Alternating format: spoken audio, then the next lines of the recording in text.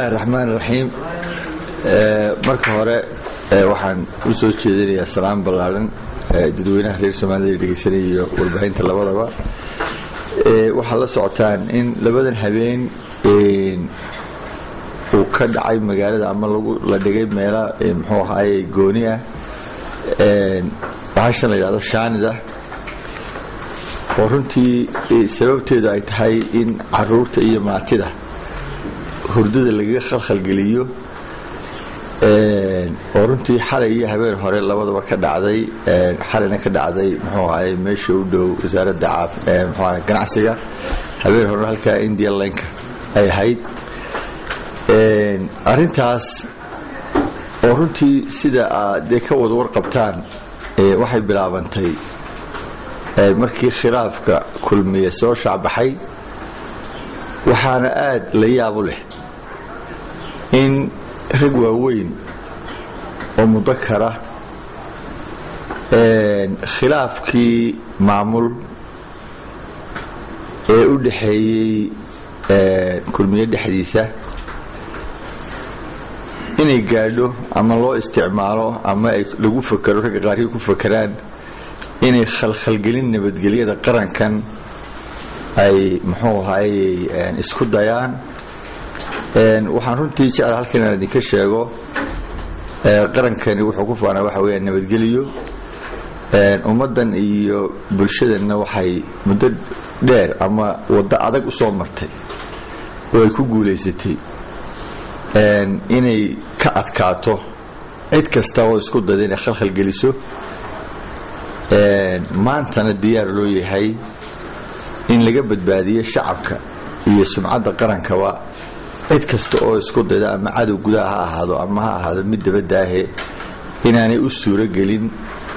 in hantida ummadan oo ay u horeysan nabaddu in la khalkhal geliyo marka in rag noocaas isku dayaan maanta inay waxyaabaha sidaas oo kala ah iyagoon u tureynin ummadooda iyagoon u tureynin qarankooda iyagoon naftooda midna u tureynin inay sameeyaan marka waxa weeye runtii waxaanu ka hawlgalnay ciddii ka dambeysay muxuu ahaay ilaa xalayto qaraxyada waxa ciidamada amnigu ay gacanta ku dhigeen rag dhowr ah oo loo tuumsan yahay qaar kalena waa lagu daba jiraa waxaanay wajihi doonaan haddii la yiraahdo cadaaladda ay wajihi doonaan iyaga iyo cidda ka dambeysaba waxaana runtii ciidamada amnigu ay si wanaagsan oo nabadgelyo ah marka laga reebo aad iyo aad uga xun wasiirkii ku-xigeenkaygii hore ee amniga oo runtii aanu muddo wada shaqaynay oo aan la yaabay sida ay wax uga dhaceen oo runtii ku kacay arrimo khalkhal gelin kara nabadgelyada iyo sumcadda qarankan Soomaaliland oo aynu wada ognahay halka aynu ka taaganahay horumarkeena iyo wanaagga aynu ku wadno in hadallo tashwiish iyo sumcad xumo gelin kara maaha qof laakiin qaranka guud ahaanba inay ka dhacday wasiir ku-xigeenkaygii hore sida awgeed la damcay in wax laga weydiiyo waxa uu baahiyay oo caalamka u sheegay hase yeeshee uu diiday markii dambana markii la yiri wax ka qorana uu kala hor yimid iscaabi hubaysan oo runtii naftiisa iyo nafta ciidamada amniga uu khatar ku galiyay adigu waxaan haddana waxa weeyaan qaran baynu nahay waxaanu leenahay muxuu ahaay sharci baynu leenahay in sharciga ka weyn ma jiro waxa la wixii nabadgelyada isku dayna khatar geliyaana priority-ga waxa le ama muxuu ahaay ciidamadu ay u xil saaran yihiin inay gacan adag wax kaga qabtaan si loo badbaadiyo nabadgelyada iyo jiritaanka qaranka kan sida awgeed xalay intaasaa dhacday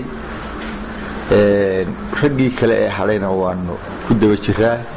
waxaanu jecelahay insha Allah inaanu dhaqso gacanta ugu dhigno waxaan jecelahay inaan halkan ka waaniyo cidda falalka noocaasa isku dayaysa oo qaarkood laga yaabo inay madaxnimada ka deeyeen ummadda shacabkan reer Soomaaliya ka helaan inay tahay dariiq xun oo sumcaddooda iyo jiritaankoodana xun bulshada reer Soomaalilandna aan qabanin waynu ognahay inagu hawlaheena waxaynu ku dhamaysanaa dacwad iyo qofku inuu soo gudbisto wixii laga gardaamo isleeyahay waad ku gar leedahay inoomay oolin inaynu shaani ama waxyaabo ka fool xun aynu dariiqyada isu dhigno sida awgeed waxaan leeyahay inta aan idinkana idin galaafan inaad ka waantoodaa talaabooyinka foosha xun ee bulshadiina iyo qarankiina kula kacaysaan waxaana bulshada ugu baaqayaa in muxuu ahaayay ay ilaaliyaan nabadooda waxaan ugu baaqayaa waxa jirta oo kale in dhalinyarada yaryar ee urdinka ah rag waaweyn ay kula dhex jiraan qabyaalad ay kula dhex jiraan kicin ay doonayaan inay dhiiga caruurta ay ku fuulaan muxuu ahaayay kursi aan lagu fuuli karin marka waalidiinta caruurta dhashana waxaan jecelahay inay iyaga laftooda caruurtooda intii niman u tuleeno la talin lahaa ama u talin lahaa inay caruurtooda u tashadaan iyagana muxuu ahaayay ku waaninaya oo ay dhibka iyo wixii foolxumo qarankeena ama iyagaba u keenaya ay ka ilaaliyaan aad iyo aadna waa mahadsantihiin waxaananu haddii alla yidhaahdo ku tala jiraa in wax kasta iyo cid kasta oo ka hor timaada amniga qarankan iyo shacabkan ku soo daalay dhibaatada maanta dariiqa toosan haya inaan cid ka duwi kartaa dariiqiisa toosan aanay jirin dawladda iyo muxuu ahaayay ciidamada amniguna ay diyaar u yihiin sidii qarankan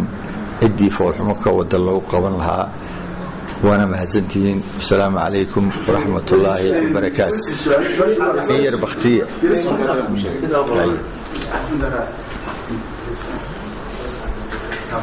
runtii waxaynu leenahay ciidan amni